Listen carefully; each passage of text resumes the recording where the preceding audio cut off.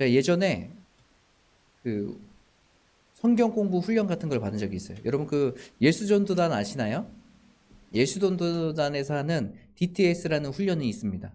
그 DTS라는 훈련은 6개월 또 길게는 뭐 7, 8개월 정도 같이 모여서 성경 공부하고 또 전도여행 가는 그런 프로그램을 갖고 있는 그런 제자 훈련이에요. 그러니까 거기에 자신의 삶을 다 내려놓고 한 6개월 동안 그 안에 들어가서 그 공동체 한 40명, 50명 되는 그 공동체 안에서 성경 공부, 아침에 일하면 성경 공부하고 묵상하고 성경 읽고 좀 나누고 계속 이런 일들을 반복하고 그리고 나서 이제 전도여행 가는 그런 프로그램이 있습니다. 제가 거기에 있을 때 굉장히 성경 공부 이렇게 혹시 그 DTS 나오신 분 계세요? 저기 뒤에 계시네요. 네. 동지를 찾았습니다. 네. DTS 안에 가서 있으면 너무 좋아요. 왜냐하면 그리스도인으로서 맨날 예배 드리잖아요. 예배 드리고 성경 공부하고 각 주제별로 말씀을 막 나누고 거기서 이제 심도 깊게 계속하고 거기서 또 나누고 그 안에 있으면서 성경 공부도 하고 예배도 드리고 또 삶도 나누고 같이 교제도 하고 공동생활도 하고 그러니까 굉장히 재밌을 거예요. 그래서 재밌으면서 또 성경 공부도 하니까 너무 즐거운 거예요. 근데 그 공동체 안에 있으면서 이런 것들을 알아가는 거 참 귀하고 좋은 시간이다라는 생각이 들었어요. 그래서 그 안에서 같이 성경 공부하고 나누고 하는 것들이 얼마나 큰 저에게 위로와 또 기쁨이 되는지 모르겠습니다. 그리고 그 성경에서 하나님께서 뭘 원하시는지 더 알아가고 깊이 알아가고 또 하나님을 만나고 하는 시간들이 더 저를 이제 성숙하게 또 성장하게 하는 그런 계기가 되었던 것 같아요. 우리 따뜻한 교회도 계속해서 서로 말씀을 나누고 교제하고 또 하나님을 깊이 알아가는 그런 귀한 공동체가 되길 바랍니다. 그런데 문제는 우리가 여기에서만 머물면 안 된다는 것이에요. 우리가 전에 8장까지 우리가 말씀을 나눴을 때는 어떤 말씀이었냐요? 하나님께서 믿음으로 말미암아 우리를 의롭게 여겨주신다. 그리고 우리가 저번 주에 말씀을 나눌 때도 그 어떤 것도 하나님의 사랑에서 우리를 끊을 수 없다라는 이야기를 여러분과 같이 나눴습니다. 여러분 기억나세요? 그래서 하나님의 사랑은 끊을 수 없고 하나님의 사랑은 전적으로 하나님께 달려있기 때문에 그 어떤 것도 세상의 어떤 것도 우리를 방해하지 못한다. 하나님의 사랑은 끝까지 우리와 연결되어 있다. 이런 것을 같이 나누면서 이것이 얼마나 큰 우리에게 있어서 은혜인지 모르겠습니다.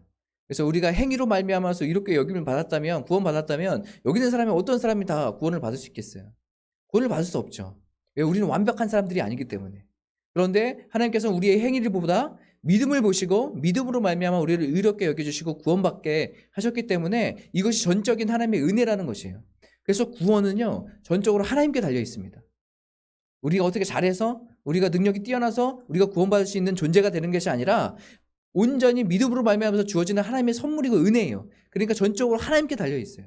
오늘 말씀도 우리가 쭉 읽었지만 오늘 말씀에도요 이 하반절까지 보면 이 구원이 누구에게 달려있냐, 하나님의 백성이라고 하는 사람들이 누구에게 달려있냐, 이것을 우리가 같이 볼 수 있게 되는 것 같아요. 그래서 누구예요? 하나님이에요. 하나님이 주권적으로 우리의 삶을 인도해 주시고 이끌어 주신다는 것이에요.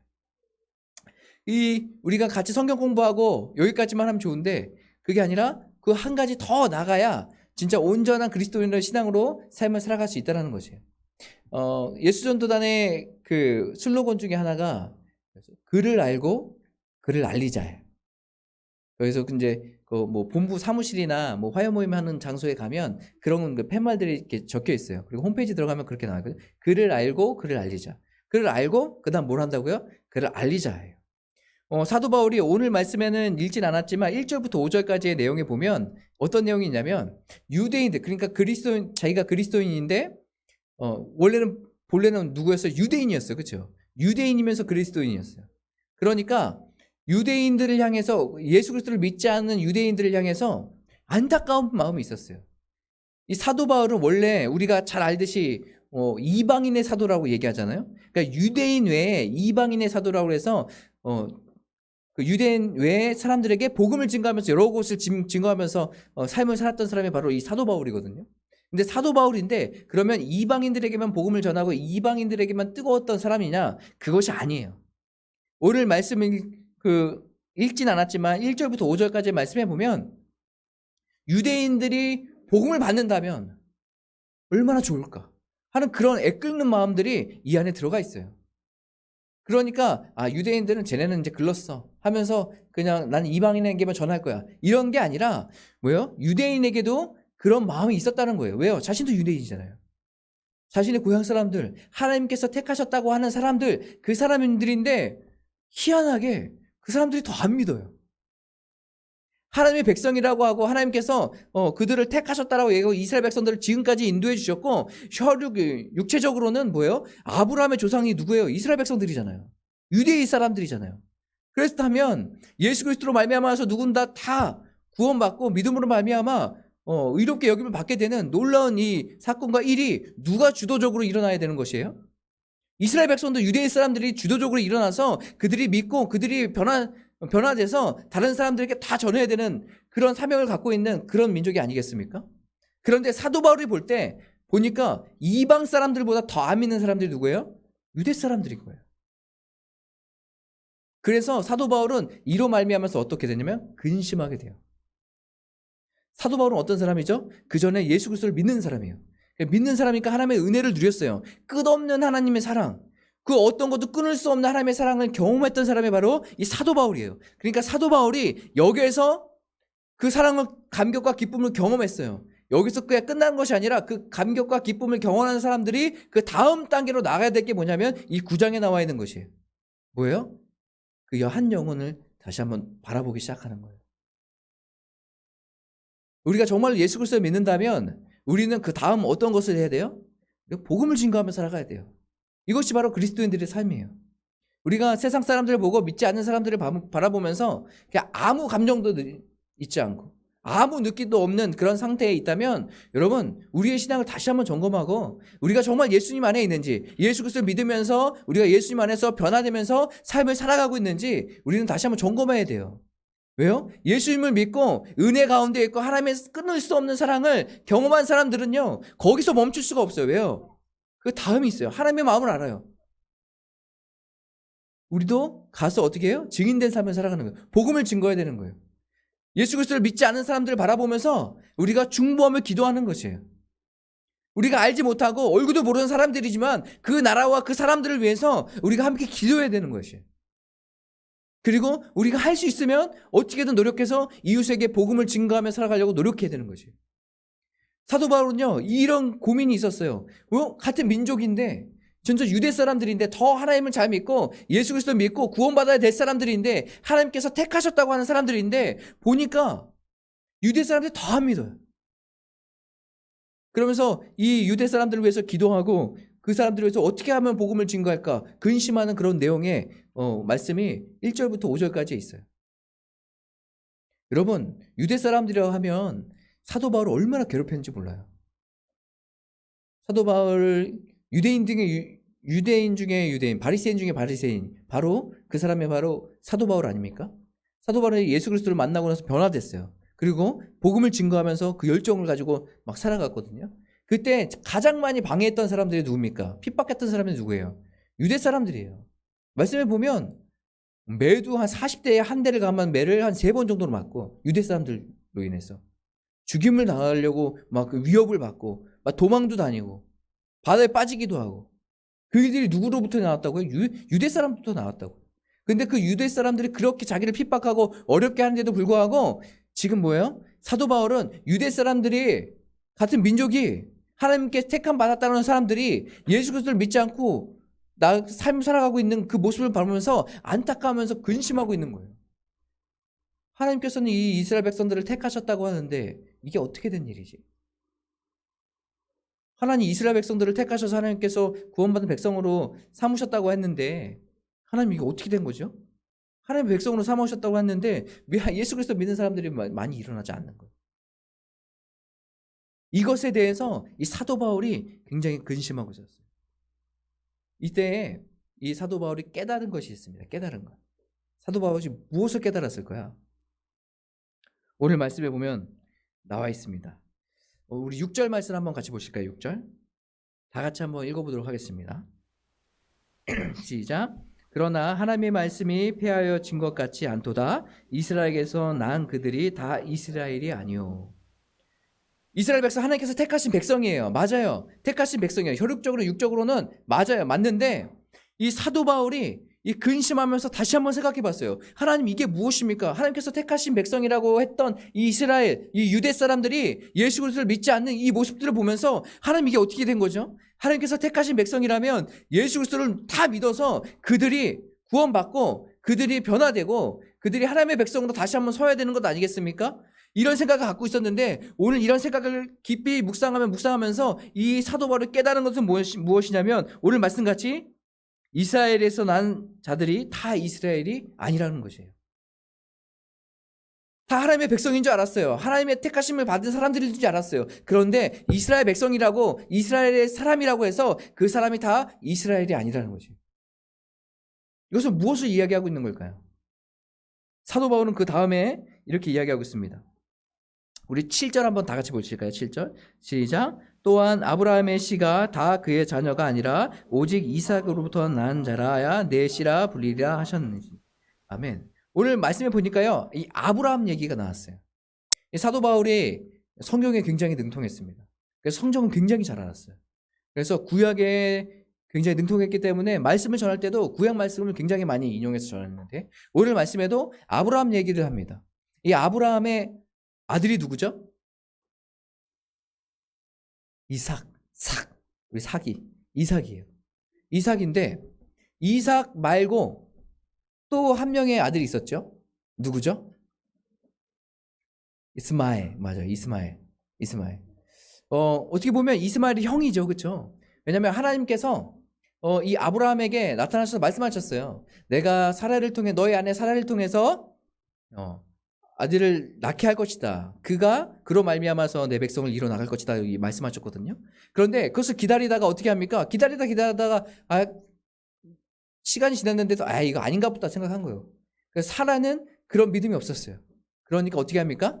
자신의 여종 하갈을 어떻게 하면은 아브라함에게 같이 동침하게 해서 거기서 자녀를 낳으면 이것으로 말미암아서 대를 이어나갑시다. 이렇게 얘기한 거예요. 하나님께서 분명히 누구라고 얘기하셨어요?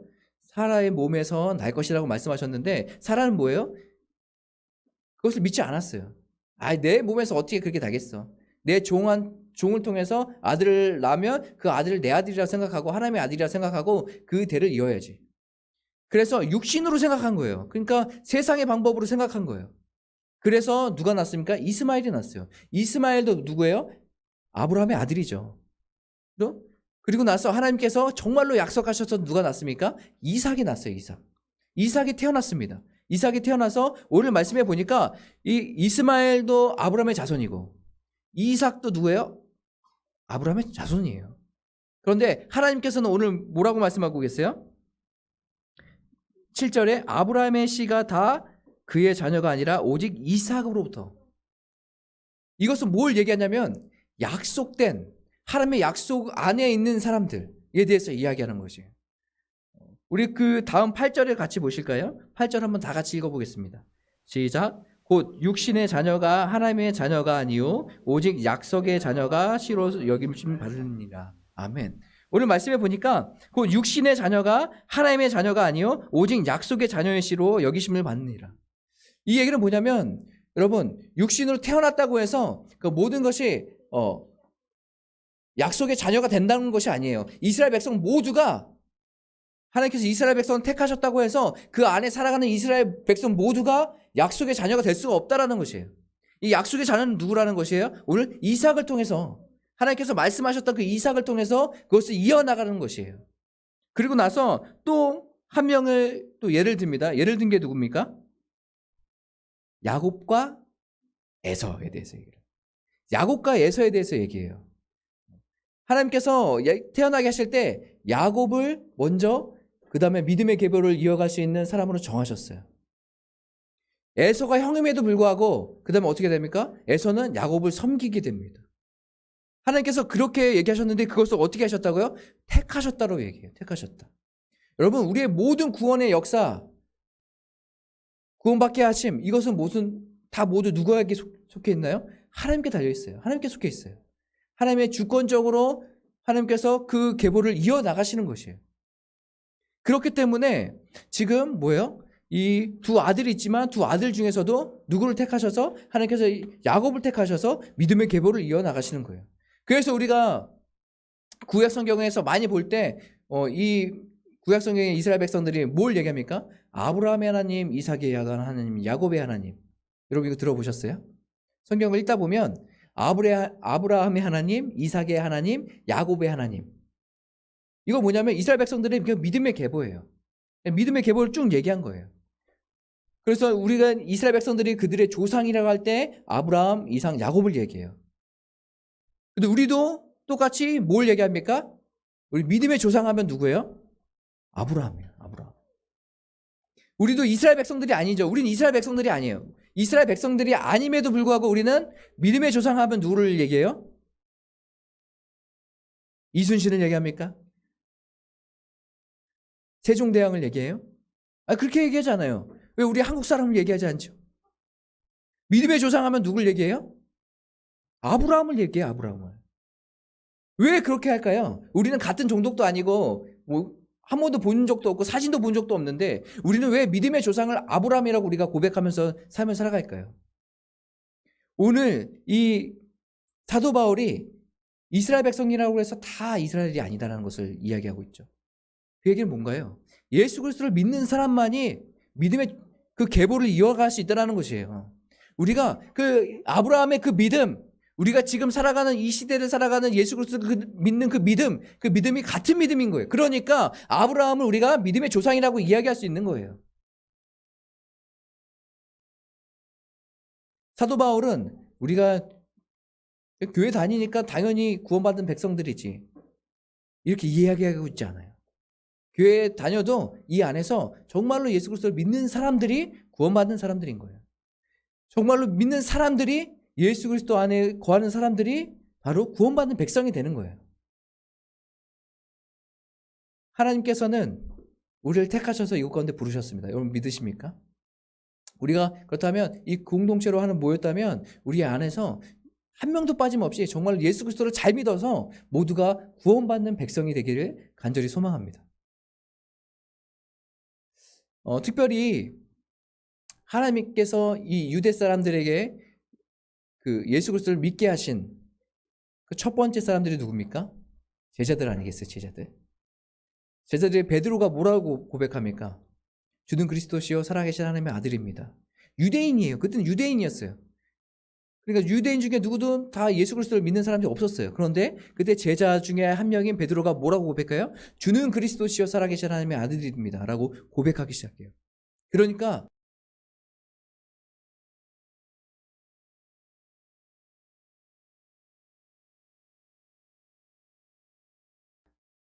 그래서 지금 첫 번째 뭐예요? 베드로가 지금 믿음을 고백하면서 그 믿음을 나타냈잖아요. 그 나타낸 그 믿음, 그 고백한 그 믿음 안에 그 교회를 세우겠다라고 얘기했어요. 그럼 지금 이 시대로 살아가는 사람들에게 새 이스라엘은 어떤 이스라엘입니까? 교회예요, 교회. 교회 안에 믿음을 갖고 있는 사람들. 그러니까 육적으로, 혈통적으로 이스라엘 백성들만이 사람들만이 구원받는 것이 아니라 이제는 어떻게 해요? 교회 안에 있는 예수 그리스도를 믿는 사람들이 어떤 사람들이라고요? 새 이스라엘이라는 것이에요. 저와 여러분이 새 이스라엘이에요. 믿음으로 말미암아 구원받는 백성들, 하나님의 백성들이 되는 것이에요. 사랑하는 성도 여러분, 저와 여러분이 정말 이 믿음을 갖기 원합니다.